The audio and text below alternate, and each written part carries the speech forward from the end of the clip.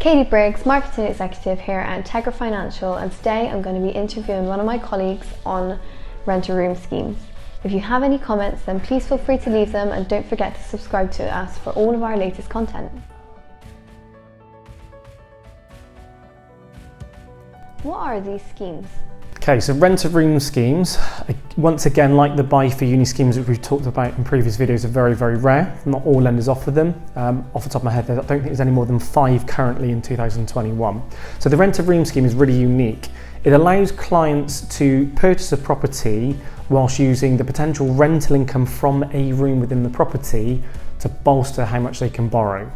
So let me give you an example. Let's say we have a single occupant who is looking to get onto the property ladder or even move.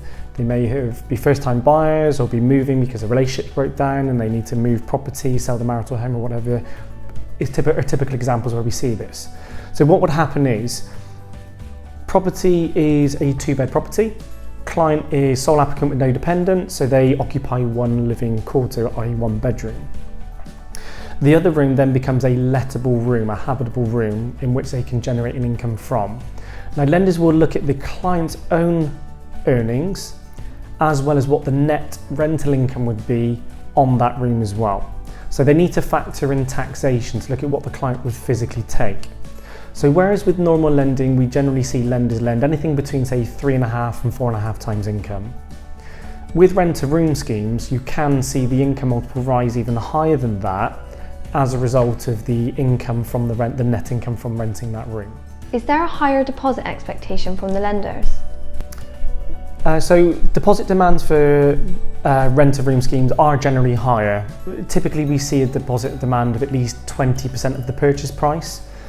And I think that's probably for 2 reasons. Number one is because there's a concern that there's a rental income, so a peripheral income outside of the client's own earnings to maintain the mortgage debt.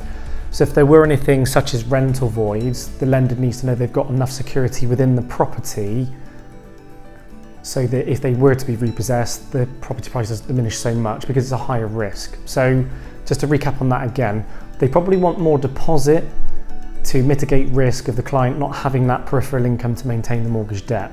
The other side of things, which is closely linked to that, is the fact that lenders offering a higher income multiple. So instead of a traditional lender offering maybe between 3.5 to 4.5 times income, it's not uncommon to see a lender offer up to 6 times earnings subject to affordability because they're using both clients' earned or self-employed income combined with the net rental income from the property as well.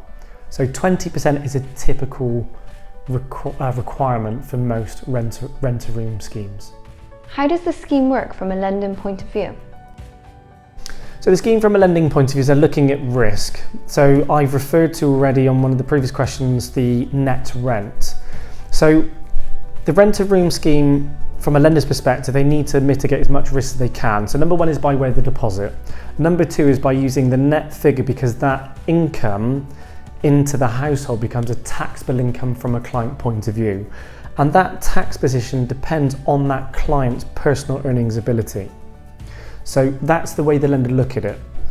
High deposit to mitigate risk, they use flexible income multiples, and they use the net gain. And from a client perspective, they need to understand that it could be used as a taxable source of income.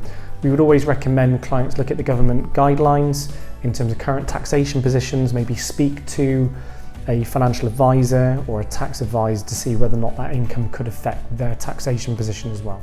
What important things do the clients need to be aware of when considering this scheme?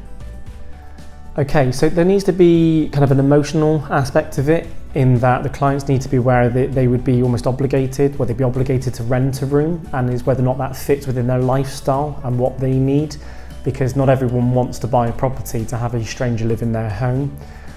It could be a friend, it could be a complete stranger. So I think that's number one, is the emotional aspect of it. Number two is interest rates are going to be a little bit inflated because it's a higher risk for the mortgage lender. So the interest rates are not going to be generally in line with what traditional products may offer. So the client needs to look at it from an affordability perspective, and also making sure that they can sustain that mortgage debt if they were to lose a tenant for a particular period of time. Another factor I would say is from an insurance perspective. If you have a sublet room within your property, then it's advisable that they contact their insurance provider for buildings and or contents to ensure there's no negative implications on their insurances, and also maybe increases on their premium value as well. Thank you for watching this video. We hope you got something out of it. If you have any more questions that we didn't answer, please feel free to leave a comment. And if you'd like to see our latest content, then please feel free to subscribe to our channel. If you'd like to contact us, then you can use our telephone number 0117 251 0083, or you can contact us via our inquiries email, inquiries@integraf.co.uk.